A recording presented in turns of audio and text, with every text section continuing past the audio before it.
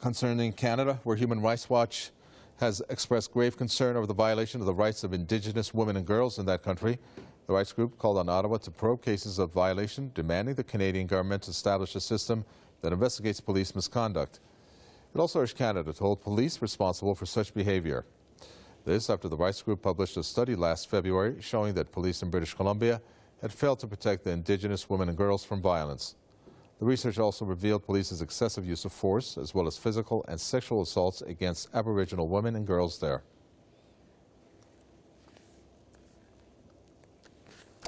Edward Corrigan, who's a human rights activist, joins us from Ontario to share his thoughts on this. Edward Corrigan, this concern by Human Rights Watch is well-deserved because the rights of Indigenous Aboriginals in Canada overall has been trampled on, and of course in this case and point the ones of women and girls there.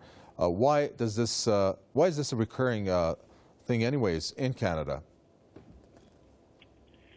Well, we have a long, terrible history with dealing with our native inhabitants.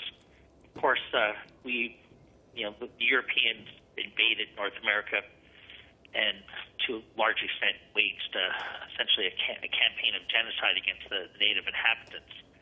And the Americans were much worse than the British, because the British were worse than England, and the settlers in the United States wanted to expand and attack the natives and seize their land.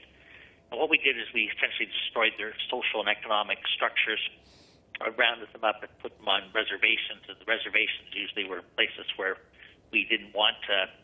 Then, of course, over time, it turned out that there was resources like oil and stuff that we needed, and we built pipelines and just sort of trampled on their rights without taking any consideration. In British Columbia, there was a notorious serial killer who preyed upon like prostitutes, and basically, he killed dozens and dozens of people and buried them on his farm. But because a lot of these women were natives, it wasn't really given the attention properly with the police. And of course, they were nobody really cared about them. The police didn't care about them. There's a very high rate of incarceration of native population in our prisons.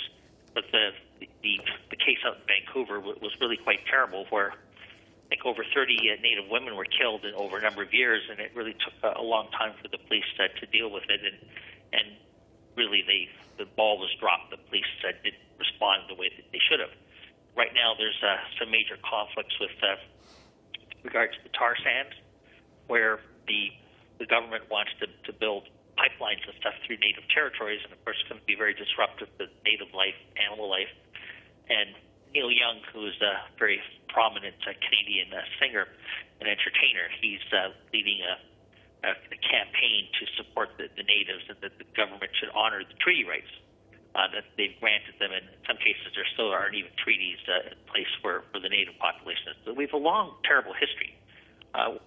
Years ago, in the sort of the 1920s and 30s, a lot of the natives were actually sort of taken away from their parents and put into residential schools, basically to really sort of a form of cultural genocide. Was to destroy their cultures and bring them up as English-speaking Canadians, and sort of take them away. But the residential schools, there was lots of beating, there was sexual abuse. In fact, about 25% of the children died when they were in these residential schools. But in hindsight, it was deemed that this was a form of cultural genocide of the Indians, or to destroy their culture and not recognize them. And the kids were punished if they spoke native language and whatever, and it was a chance to sort of take the native culture away from them and replace it with something else.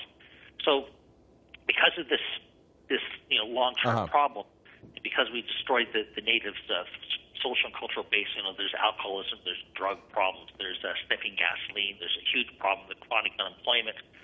Right. Many issues that Canada has been rightfully condemned by the United Nations last year in the report, now by Human Rights Watch and Amnesty International and other groups. It is just an ongoing problem that the government's not really doing enough to solve. Thank you very much for that. Edward Corrigan, human rights activist there from Ontario.